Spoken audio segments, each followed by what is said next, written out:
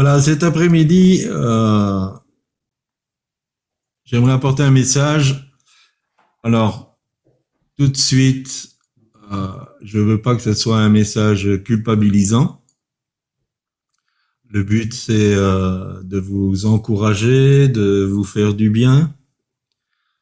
Même si, à nouveau, je dois jouer le mauvais rôle et le pointer le doigt sur certaines choses qui ne vont pas toujours bien.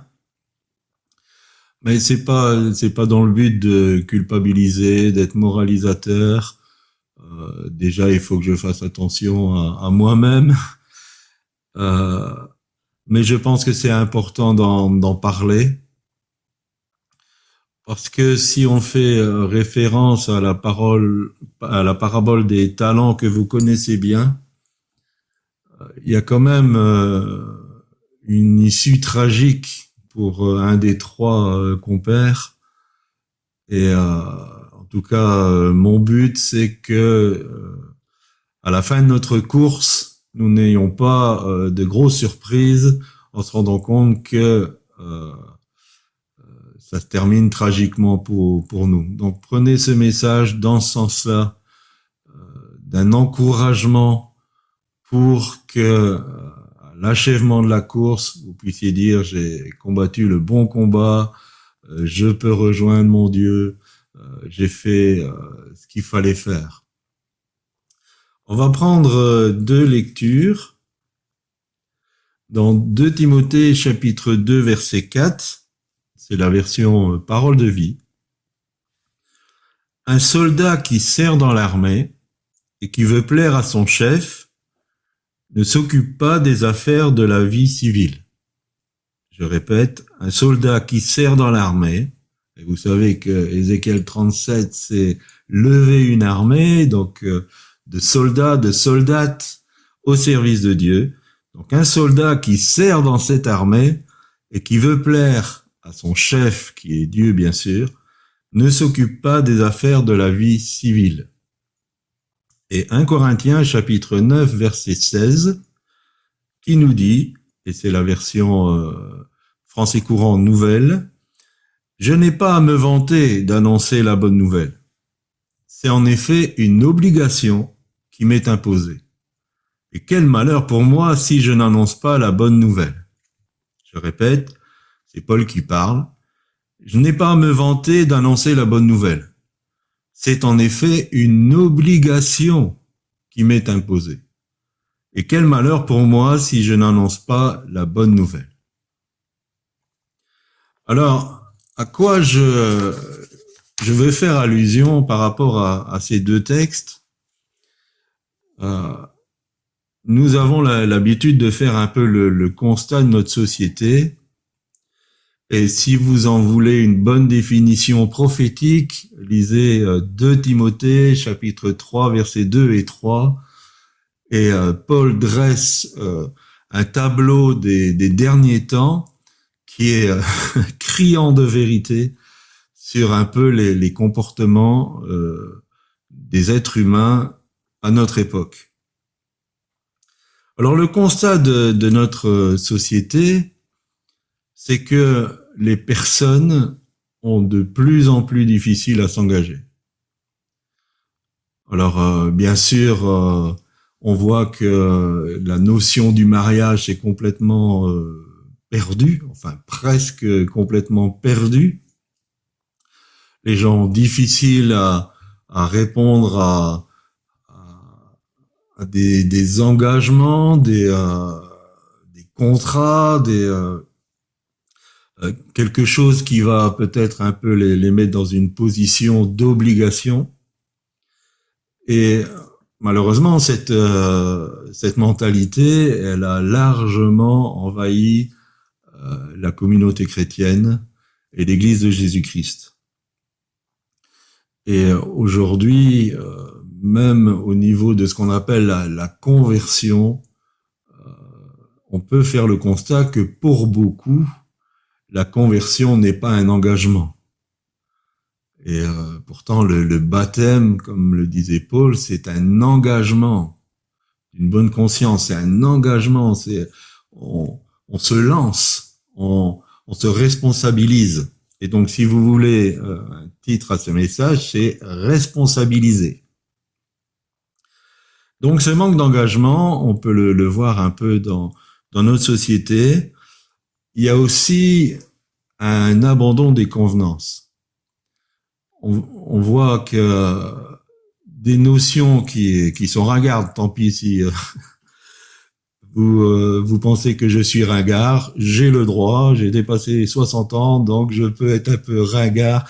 Mais des notions comme la politesse, la courtoisie, le fait de la ponctualité, d'arriver à l'heure, d'être respectueux de l'autre, de ne pas avoir d'attitude choquante.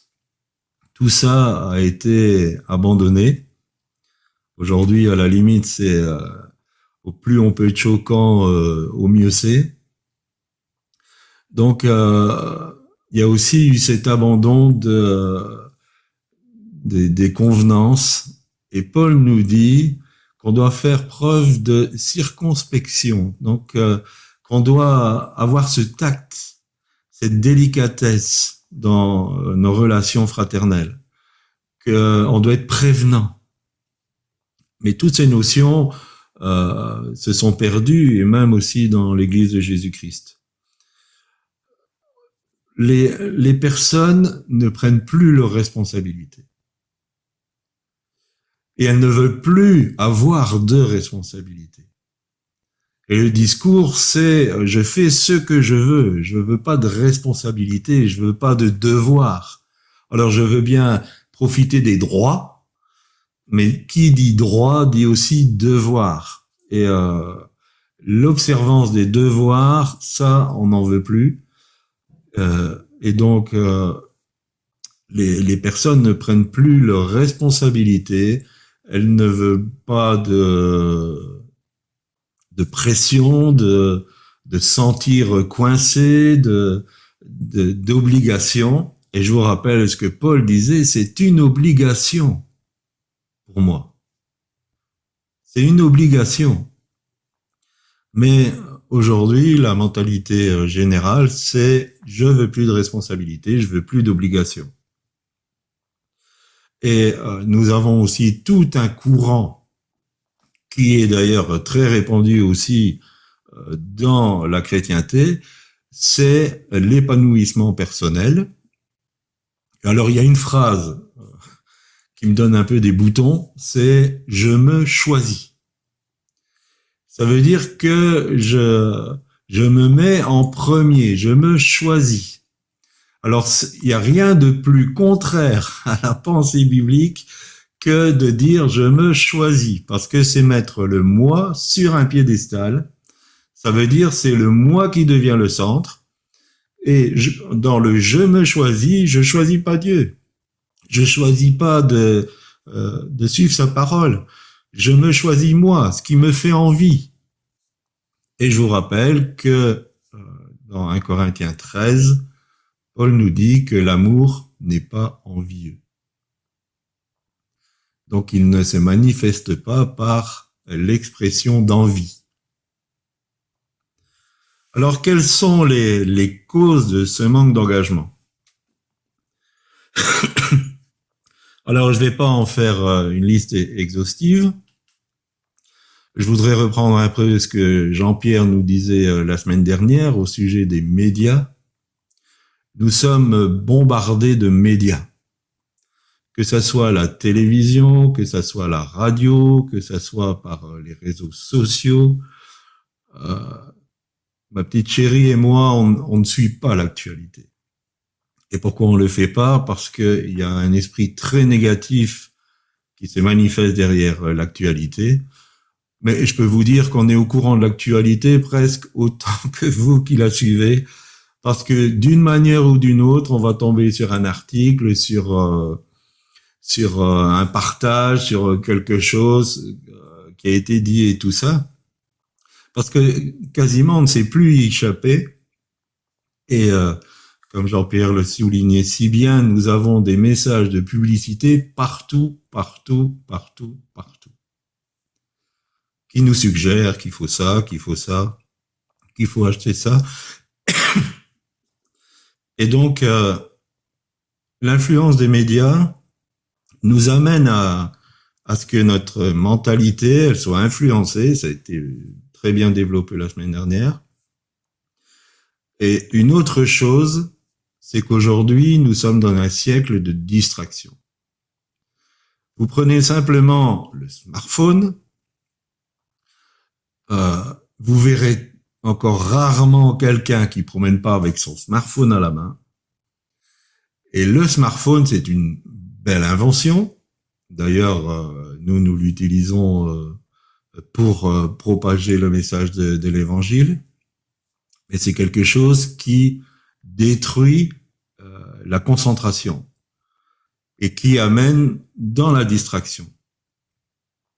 Et si vous faites un repas, que vous mettez votre téléphone à côté de vous, vous allez même pas goûter vos aliments parce qu'il y aura un télégramme, il y aura un mail, il y aura un WhatsApp, il y aura enfin tout ce que vous voulez, un Instagram, et puis vous allez passer votre temps sur les messages qui vous sont envoyés et votre repas, vous ne le goûtez même pas.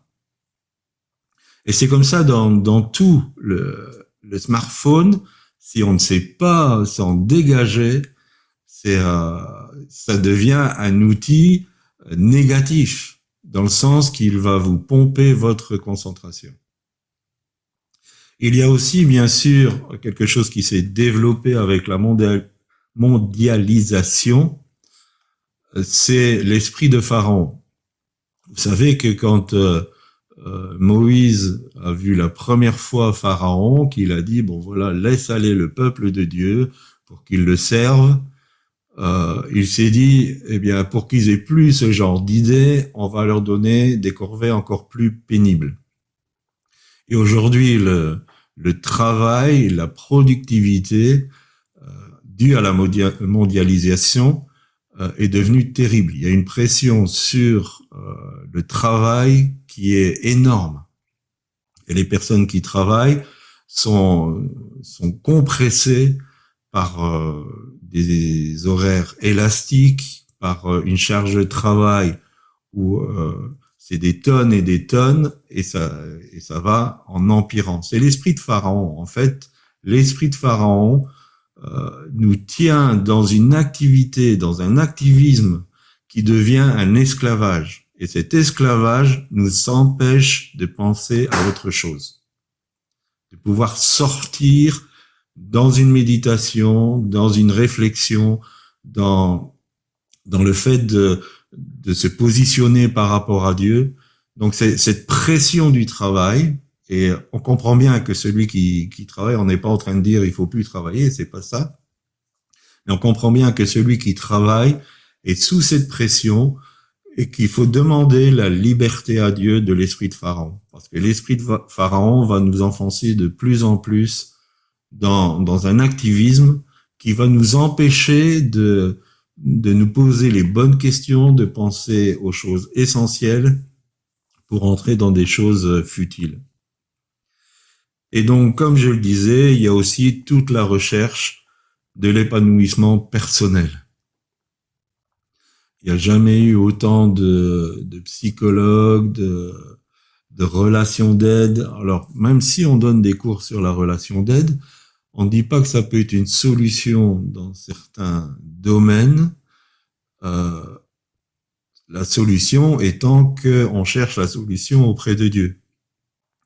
Mais de la relation d'aide qui devient en quelque sorte le motif de la vie chrétienne, c'est pas une bonne chose. À un moment donné, il faut pouvoir sortir et rentrer dans la liberté que Dieu nous propose.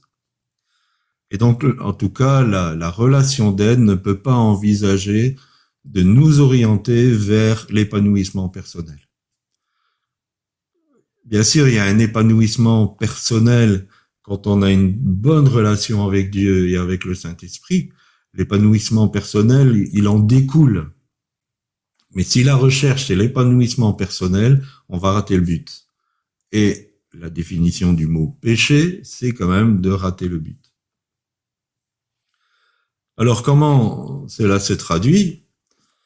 Eh bien d'abord par une perte de temps incroyable. Que ça soit le smartphone, que ça soit l'esprit de Pharaon, que ça soit l'influence des médias ou la recherche de l'épanouissement personnel, nous perdons beaucoup de temps. Nous avons, j'ai fait un peu le calcul, ça va peut-être vous intéresser. Au début, on vous donne un capital de 30 000. Dans ces 30 000, vous allez passer à peu près 10 000 à ne rien faire. Dans les 20 000 qui restent, vous allez passer à peu près 4 000 à gagner votre vie. Et bientôt 6 000 à vous former à la vie. Donc, il vous reste un capital de 10 000, et ce 10 000, c'est le temps que vous avez de vie. 30 000, c'est à peu près le nombre de jours que vous avez si vous vivez jusqu'à 85 ans. Donc, bien sûr, il faudra tout le temps de l'enfance, de la formation. Vous allez passer 4 000 jours à travailler, pour quelqu'un qui travaille 40 heures semaine. Et puis, vous allez passer 10 000 jours à dormir, ce qui correspond à peu près à 8 heures par jour. Donc, on a peu de temps. Quand on fait ce bilan-là, on a quand même peu de temps. Et Paul nous dit dans Éphésiens chapitre 5, verset 16, « Rachetez le temps, car les jours sont mauvais. » Et je vais y revenir. Donc, cette perte de temps incroyable fait que, en tant qu'enfant de Dieu, tout ce potentiel qui est perdu, on ne le met pas au bon endroit. L'impossibilité de se concentrer. Essayez de vous asseoir et de vous focaliser sur un verset. Vous allez voir comme c'est difficile. Même si vous avez l'habitude de prier tous les jours, essayez d'analyser un peu quand vous priez. Qu'est-ce qui se passe? Vous aurez tel fin de feuilleton que vous avez vu, vous aurez telle autre chose qui va vous passer par la tête, ce que vous allez manger demain, ce que les courses qu'il faut encore faire, ou trouver l'argent pour telle ou telle chose. Tout ça vient vous déconcentrer pour vous positionner à l'écoute de Dieu. Et au plus notre vie est remplie de ces choses, au plus c'est difficile d'être à l'écoute de Dieu. Vous savez qu'au niveau d'Ézéchiel 37m, on encourage beaucoup à revenir dans cette intimité du Père, du Saint-Esprit, pour être à l'écoute de Dieu. Mais pour pouvoir être à l'écoute de Dieu, il faut que toutes ces autres voies, nous les éteignons pour nous orienter sur ce que Dieu a à nous dire, ce qui est quand même le meilleur. Et donc, ça donne aussi que ça devient impossible d'avoir un timing, c'est-à-dire d'avoir des plages où on peut se consacrer. Nous avons tous des journées de 24 heures. Dans ces 24 heures, si nous n'avons pas le temps d'avoir quelque chose pour Dieu, que ça soit un temps d'écoute, que ça soit un temps de lecture de la parole, que ça soit un temps de service, même si c'est une demi-heure par jour, nous avons un problème. Parce que ça veut dire que Dieu n'est pas notre priorité. Je suis pas un prédicateur de la dîme et je serai jamais. Mais si on devait appliquer le principe de la dîme, ça veut dire que toutes les 20 heures ou toutes les 10 heures, vous devez consacrer 1 heure à Dieu. Toutes les 20 heures, vous devez consacrer 2 heures à Dieu. Alors, je dis pas qu'il faut tomber sous une loi, mais essayez de mettre ça en pratique. Essayez de dire, toutes mes 10 heures, je vais consacrer 1 heure à Dieu. Vous allez voir, vos progrès spirituels vont être extraordinaires. Nous avons besoin de donner du temps à Dieu. Dieu n'attend pas spécialement notre argent. Il n'attend pas spécialement nos offrandes, nos sacrifices. C'est pas ça qu'il attend. Il nous attend nous. Il veut notre cœur. Il nous dit, il nous appelle par notre prénom. Il dit, Claudie, viens, rencontre-moi. Prends le temps de me rencontrer. Si je vous le demandais, je suis sûr vous allez dire j'aime Dieu. Oh, j'aime Dieu, j'aime Jésus et tout ça. Alors, si vous aimez quelqu'un et que vous passez jamais du temps avec ce quelqu'un, comment il va évaluer votre amour? Si je dis j'aime Corinne, c'est ma petite chérie, et que jamais j'ai du temps pour elle, jamais je l'écoute, jamais je discute avec elle, jamais je donne même un coup de téléphone, qu'elle me voit jamais, comment elle va évaluer mon amour pour elle? Les mots n'ont pas de sens s'ils sont pas accompagnés de gestes. On peut dire je t'aime Seigneur, je t'aime Seigneur. Si il n'y a pas d'actes qui viennent appuyer ce que nous disons, c'est des paroles en l'air. Donc, prenons le temps de revoir notre timing. Et s'il faut fermer la télévision ou fermer le smartphone pendant cette heure que nous consacrons à Dieu, faisons-le. Ce sera à notre bénéfice. Parce que c'est pas le smartphone qui va vous donner les solutions pour votre vie. C'est pas la télévision, encore moins, qui va vous donner les solutions pour votre vie. C'est Dieu. Amen. Alors si on revient à notre texte de base, un soldat qui sert dans l'armée et qui veut plaire à son chef, est-ce que nous voulons plaire à Dieu? La question c'est ça. Est-ce que nous voulons plaire à Dieu? Quand l'appel de Dieu est là, et l'appel de Dieu est sur chaque vie, alors nous ne serons pas tous des grands ministères internationaux, nous ne serons pas tous même des grands ministères, même des ministères. Peut-être que l'appel de Dieu sur notre vie, il est beaucoup plus basique que ça, je vais dire. Mais quand l'appel de Dieu est là, c'est une obligation.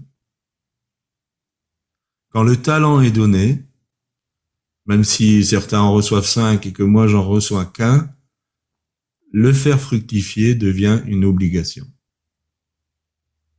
Et Paul dit, malheur à moi, si je respecte pas cette obligation. Vous avez une obligation envers Dieu. Vous avez un engagement envers Dieu. Vous avez une responsabilité envers Dieu et envers ce qu'il vous a donné. Ce qu'il vous a donné, c'est pas pour vous, c'est pour lui. Tous les talents qui ont été amassés par celui qui en avait 5 et celui qui en avait 2 ne les ont pas enrichis personnellement, ils les ont rendus au maître. C'était pour le maître.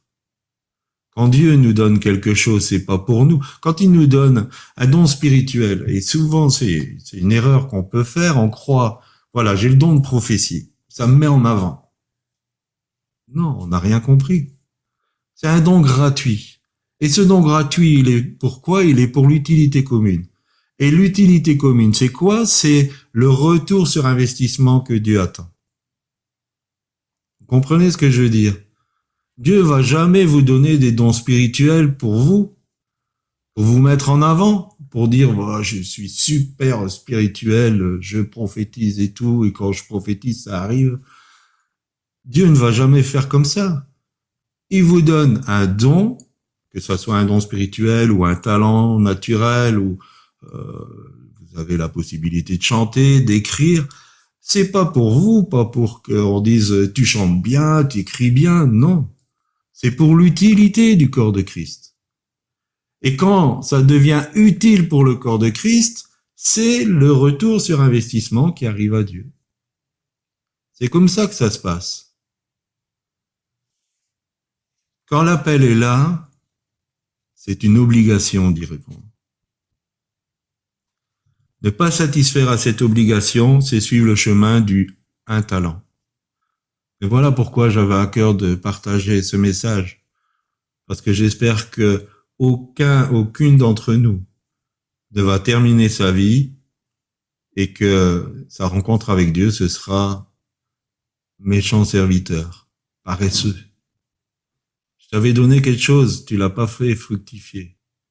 Alors, j'ai dit, je veux pas être culpabilisant, mais il y a des réalités qu'il faut se poser, il y a des choses où il faut qu'on fasse le bilan.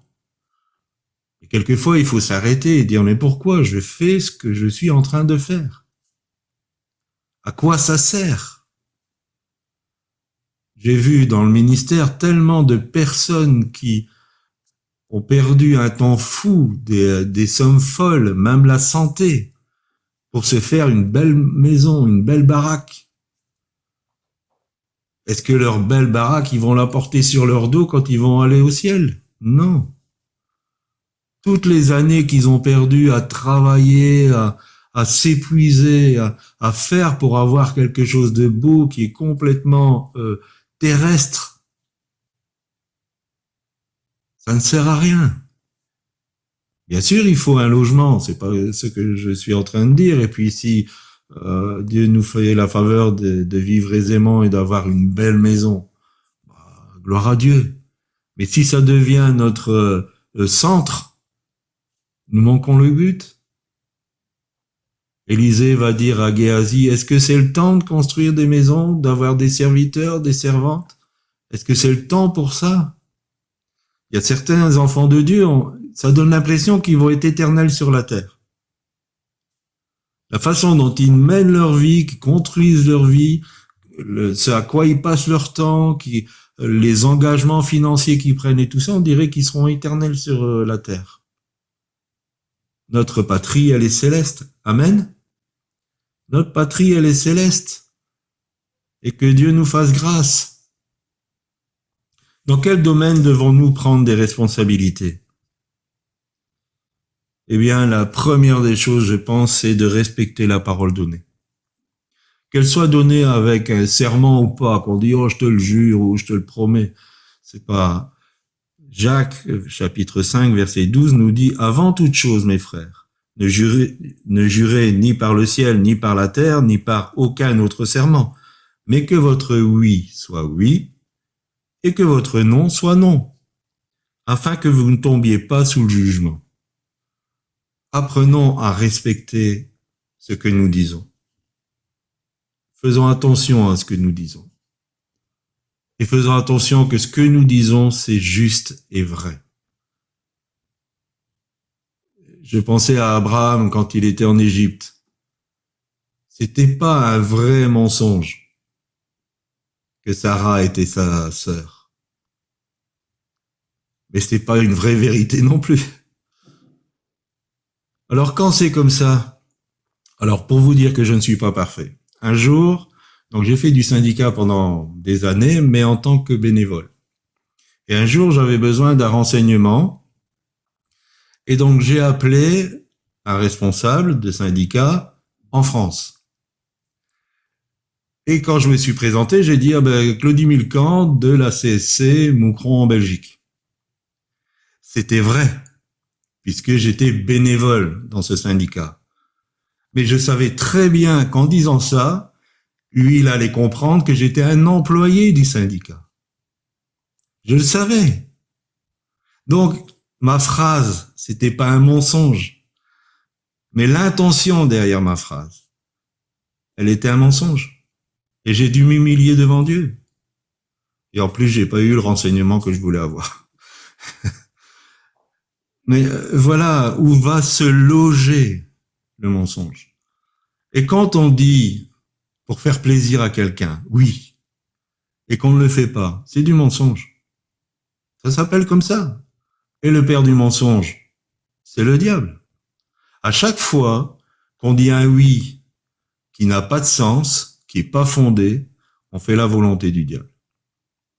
Je sais, c'est des raccourcis. J'essaie peut-être de vous secouer un peu, mais c'est comme ça. Quand on dit je vais faire et qu'on ne le fait pas, on fait la volonté du diable. C'est peut-être basique et des petites choses, mais Dieu sonde notre cœur et il voit jusqu'à quel point nous aimons la vérité. Alors bien sûr, quelquefois on sort des choses pour se sortir d'affaires et après on continue son chemin comme si on n'avait rien fait. Ça a des conséquences et on n'imagine pas toujours les conséquences que ça peut avoir. Que notre oui, que notre non soit non, qu'on puisse apprendre à respecter notre parole. Imaginons que Jésus soit venu sur la terre et qu'il dit « Je vais donner ma vie pour les êtres humains ». Et puis que quand la croix était là, ils disent « Bon, on va voir d'ici quelques années, j'ai pas vécu assez ». Et que finalement, il n'ait jamais donné sa vie pour nous. Elle aurait dit oui au départ, mais après, ses paroles n'avaient pas de consistance. Et un autre verset qui doit nous faire réfléchir, c'est de dire que, c'est dans Matthieu, les êtres humains rendront compte de toute parole vaine qu'ils auront prononcée. Alors vaine, c'est pas, c'est dans le sens qu'ils n'ont pas de fondement, que c'est des paroles en l'air, qui pas réfléchies, pas sous-pesées. On va devoir rendre compte de tout ça. Ne laissons plus notre temps être volé. Racheter, dans le terme grec, veut dire racheter par le paiement d'un prix pour soustraire au pouvoir d'un autre. Racheter le temps, ça veut dire je paye le prix pour que ce temps qui était sous pouvoir de quelqu'un d'autre, je le mette au service de Dieu. Alors ça, c'est un prix, c'est sûr. Peut-être que je vais devoir me priver de certaines choses, même qui sont légitimes. Peut-être que, voilà, ce temps où je suis sous l'esprit de Pharaon, j'ai dit, Seigneur, tu me sors de là, parce que ce temps-là, je veux te le consacrer. Racheter le temps, ça veut dire je paye un prix pour récupérer un temps qui a été mis à disposition de quelqu'un d'autre et qui n'est pas mon Dieu. Dans l'exercice des devoirs, voilà comment on prend ses responsabilités quand on exerce les devoirs qui nous incombent dans notre position sociale, familiale ou spirituelle. Notre position, elle donne des droits, mais elle donne aussi des devoirs. Et rappelez-vous ce verset aussi de Paul qui dit « Celui qui prend pas soin des siens est pire qu'un infidèle, donc qu'un non-croyant. » Quand on est enfant de Dieu et qu'on ne prend pas soin de sa famille, c'est qu'on est pire que les gens du monde. C'est ça que ça veut dire. Et aussi, prendre ses responsabilités dans la demande de pardon. C'est quelque chose qui est aussi enseigné au centre de formation biblique. Mais souvent, quand nous devons demander pardon, nous cherchons des circonstances atténuantes. C'est la faute de l'autre. C'est à cause de la société, c'est à cause de... Je me suis mis en colère, mais c'était à cause de... Sachons demander pardon, simplement, sans fioriture, en disant, voilà, j'ai fauté, Seigneur, je te demande pardon. Ou si c'est une personne, de dire, voilà, je me suis emporté, je te demande pardon. Et n'allons pas dire, oh, je me suis emporté, mais c'est parce que tu me criais et tout ça. Je suis responsable. Je me responsabilise de ma façon d'agir. Chacun rendra compte à Dieu pour lui-même. Quand nous allons nous présenter devant Dieu. Alors, imaginez la scène. Alors, c'est peut-être un peu fantaisie, c'est ce que je vais dire.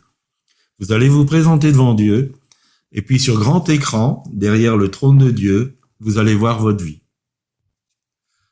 Et à un moment donné, ça va s'arrêter. Et puis Dieu va dire, qu'est-ce que tu voulais dire là? Pourquoi tu as réagi comme ça? Et devant Dieu, qu'est-ce qu'on va faire? On va dire, oh, mais c'est parce que il y avait ça, il y avait ça, il y avait ça. On va être confondus. Alors, si vous amenez tout ça dans la repentance, ça va être effacé du film. Rassurez-vous. Et donc, peut-être que votre film, il va faire 30 secondes, juste au moment où vous avez accepté Christ, et que Dieu va vous dire, ah, là, t'as fait une bonne chose, t'as fait un bon choix. Mais tout ce qui sera pas amené en repentance, ça va être là. Et on va devoir rendre compte. Chacun va devoir rendre compte à Dieu pour lui-même. Et on pourra pas venir avec nos excuses, avec nos circonstances atténuantes, parce que Dieu, il connaît tout ça et il sait le fond de notre cœur. Alors, en conclusion, je voudrais dire que le chemin de la maturité passe par là. Quelqu'un de mature prend ses responsabilités. Si nous voulons être matures dans les choses de Dieu, il faut qu'on prenne ses responsabilités. Les deux sont indissociables. Si on veut grandir et devenir des pères et des mères spirituelles, il faut savoir prendre ses responsabilités. Alors j'aime beaucoup ceci. On va changer une lettre de place et donc on va passer de faible, on va prendre le A, on va le mettre après le I et on va devenir fiable. Passons de faible à fiable. Amen. Qu'on puisse vraiment compter sur nous parce qu'on prend nos responsabilités. Et que quand on dit quelque chose, on le fait. Et je pense pas que Jean-Pierre va me contredire. Si on est dans le monde des affaires et qu'on est un homme honnête, avec une seule parole, nos affaires seront florissantes.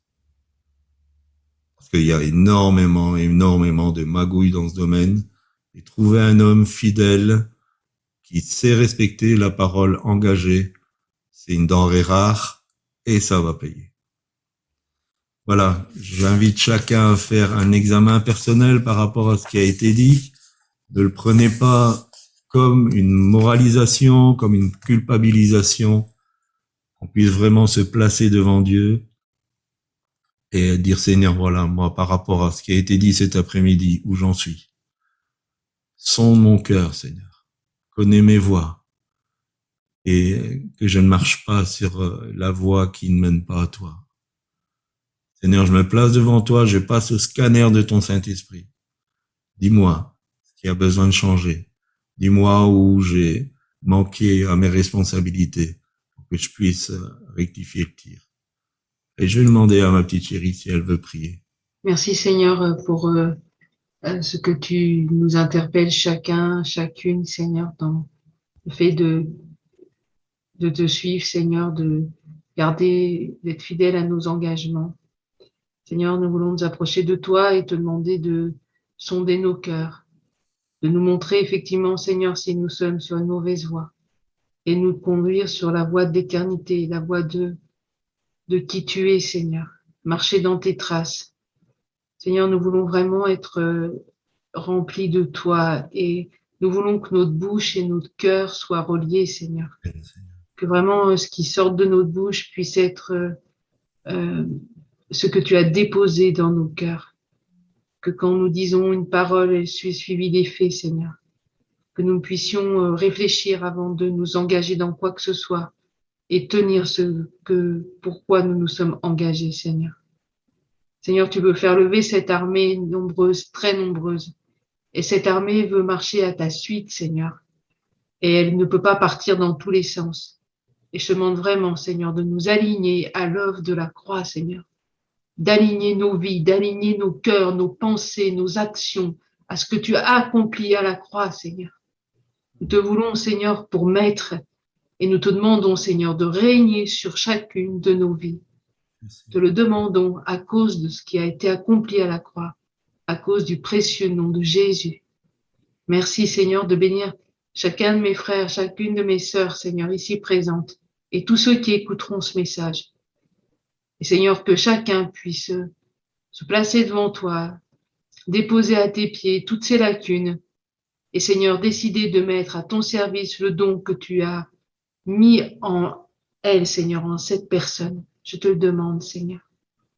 Que vraiment nous ne soyons pas appelés serviteurs inutiles, mais que vraiment nous fassions ta joie, Seigneur. Merci, Père. Amen.